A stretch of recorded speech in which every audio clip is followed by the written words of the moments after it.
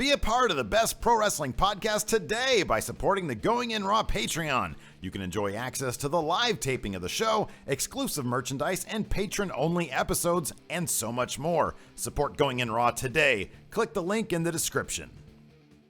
Hey friendo, Steve here. And Larson. So last week we took a gander at the best championship title matches in all of pro wrestling. And a lot of you out there asked us to do a list of the worst, so here it is. That's right, here it is. We listen to you guys. It's the top 10 worst championship matches in pro wrestling. Pat Patterson versus Rio de Janeiro. What better championship match to put on a list of awful championship matches than one that never took place? Yeah, so back in 1979, when the future $1 million man Ted DiBiase signed with the WWF, they made up a new belt just for him. Now, no, this wasn't the $1 million belt. That came way later. This was the WWF North American Heavyweight Championship.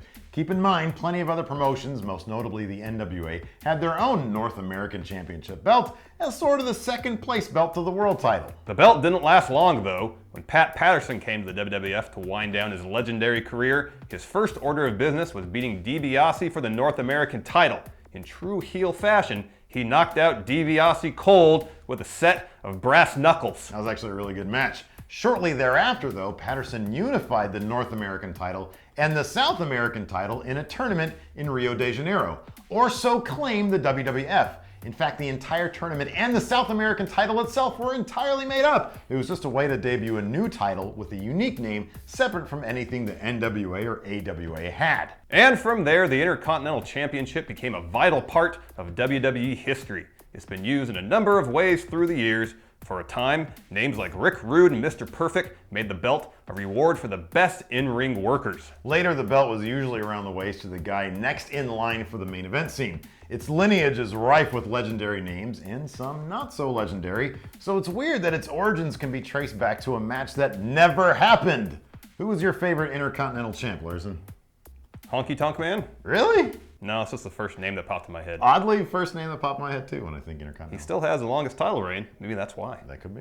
Batista versus the Great KHALI. You know how when some wrestlers get really old, it's almost hard to watch their matches because you know their bodies simply can't handle pro wrestling anymore. Yeah, take Kevin Nash, for example. Yes. We love the guy, but we know his knees are basically made of paper mache these days, and we don't want to see him get hurt. Yeah. Or even The Undertaker, same thing. Same thing, yeah. That feeling of dread you get watching an old-time wrestler was basically the same thing we all felt watching any Great KHALI match. The guy looked like he could barely stand, let alone wrestle. Basically, his match against Batista at SummerSlam 2007 for KHALI's World Heavyweight Championship was cartoonishly one-dimensional.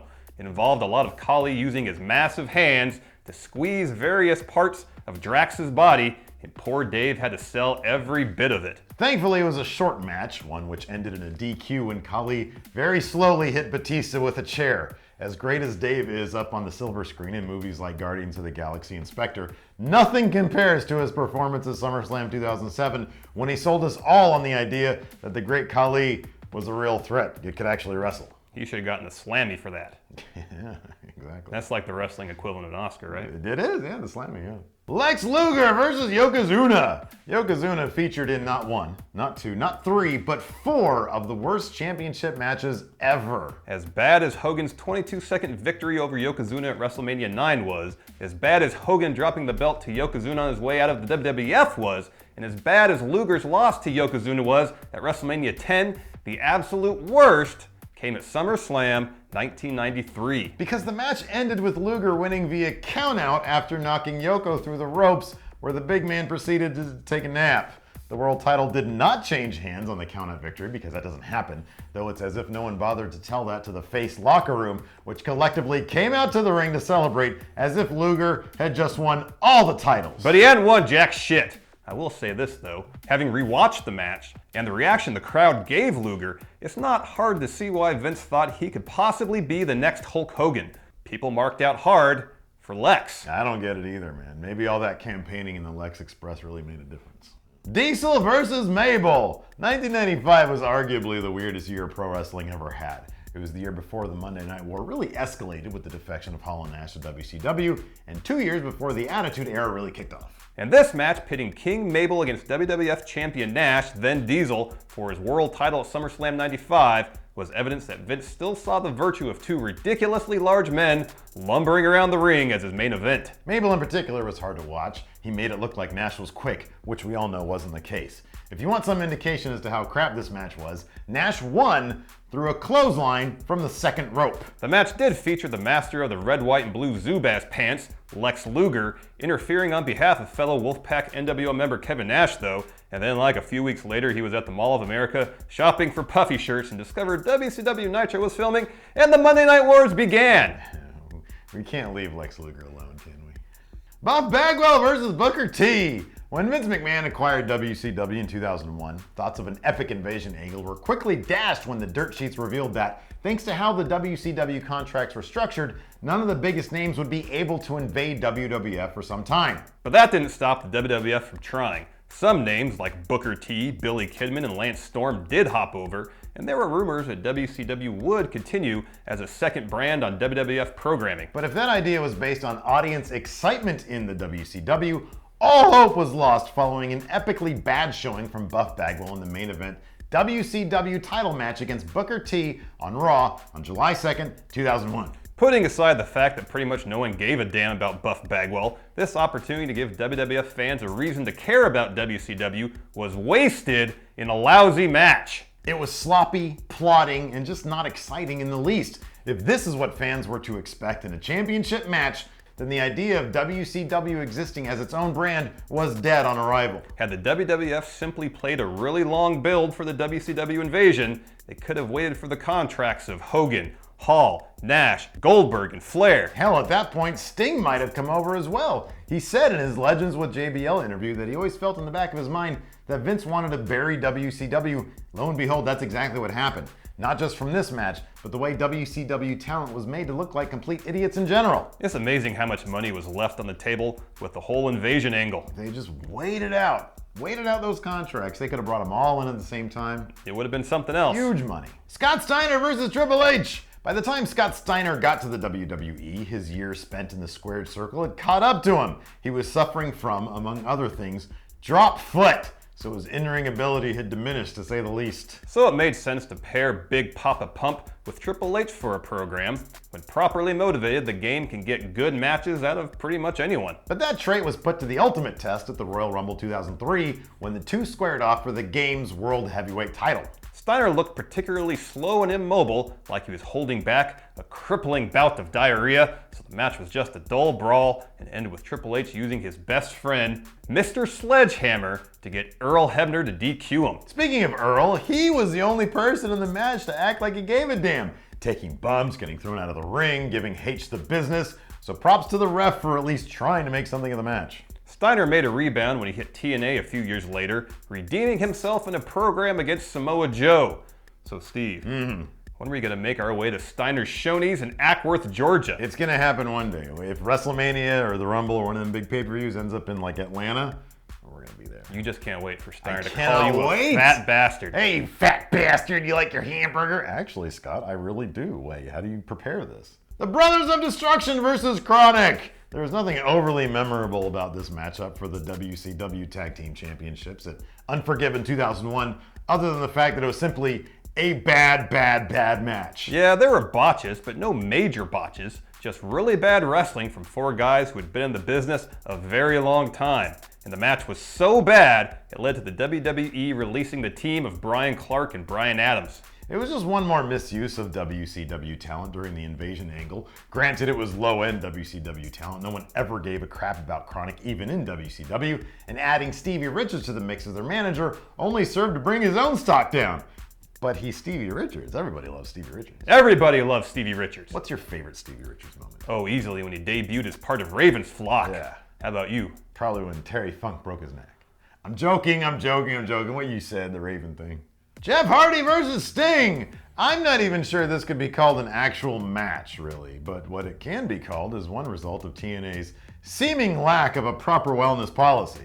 The match was set for Victory Road 2011, Sting versus Jeff Hardy, two legends in pro wrestling for the TNA World title. Out comes the challenger, Jeff Hardy, and he looks 8 pints deep into a full-on pub crawl. Pub crawl sounds good right now. He's obviously hammered as shit though, and stumbles to the ring. You can actually see the ref throw up the dreaded X to the back as champion Sting comes down, who just stares at Hardy like a disappointed dad. Seriously, the level of how much Sting does not want to be there is written all over his face. You can see it through his face paint. I feel like he looks kind of like this. He does. Bischoff then comes down, whispers something to Hardy, probably something like, "Step one is admitting you have a problem." After some more shenanigans, Sting gave Hardy a very disappointed variation on his Scorpion Death Drop and made a cover for the 3 count. The best thing about that is Hardy tried to kick out of the pin, but it was obvious Sting was done with the match and kept Hardy's shoulders down, much to Hardy's drunken dismay. Hardy got his shit together after hitting this very public low and is now doing great work in TNA with his brother and hasn't ruled out a return to the WWE under the right conditions. Who knows, maybe such a public deletion is what got his ass in gear to get sober. If that's the case, this match might have been awful, but at least it served a very, very important purpose. You turn a negative into a positive. There you go. DDP and David Arquette versus Jeff Jarrett and Eric Bischoff. Many legendary names come to mind in the long storied history of the NWA/WCW World Heavyweight Championship. Names like Ric Flair, Harley Race, Terry Funk, and Dusty Rhodes. Oh yeah, and of course, David Arquette.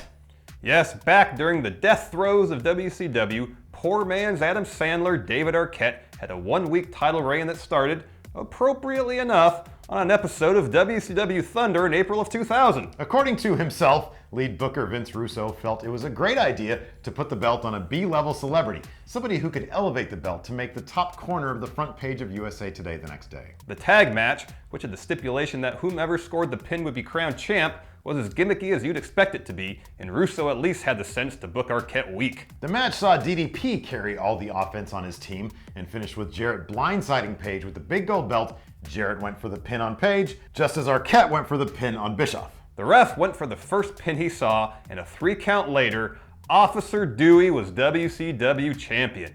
He lost the belt a week later at Slamboree in a triple cage match where he helped Jeff Jarrett pick up the win. According to WWE.com, Arquette donated the money he made as champion to the family of Brian Pillman, so at least some good came from it. Oh, and Russo booked himself to win the WCW title 5 months later. So, yeah, Vince Russo. Finger poke of doom! If David Arquette was the final nail in the coffin for WCW, then the finger poke of doom might have been the first. By the end of 1998, the New World Order storyline had basically run its course. The group had split in two, NWO Hollywood and NWO Wolfpack, and they were at war with each other. In retrospect, it was really silly. Guys like Lex Luger and Sting, who had been WCW for life, had joined up with the Wolfpack NWO, aligning with Kevin Nash and Macho Man. At the time, though, it was awesome, because we didn't know better, and seeing the landscape of WCW shift so much was intriguing. But yeah, it was pretty dumb. So when the returning Hollywood Hogan was set to face off against WCW World Champ Nash on a January 1999 episode of Nitro for the title, it should have been an epic encounter. Granted, neither of these guys could really go anymore in the ring, but it was Nash versus Hogan in the culmination of a long-running storyline. Hey, at least we'd get some finality. Instead, Hogan pushed his finger gently against Nash's chest. Nash fell backwards mockingly, and Hogan got the pin and the title, and both factions celebrated in the ring. It made zero sense, and the entire dial-up internet wrestling community gave a collective eye roll at the angle. And you could figuratively hear hundreds of thousands of people clicking over to the WWF, never to return to WCW again. Except us. We still watch because we didn't know any better. We were in college and probably drinking them all a lot. We just like television. Yeah, we just like television, that's right. Anyways, those are the worst championship title matches we could think of. Please let us know what you guys think in the comments. And we got the best one last week. Yeah, and also we have a bunch of WWE 2K17 gameplay on our channel. Check that out. Game looks great. Yeah, it looks really fun. Talk to you later. Bye.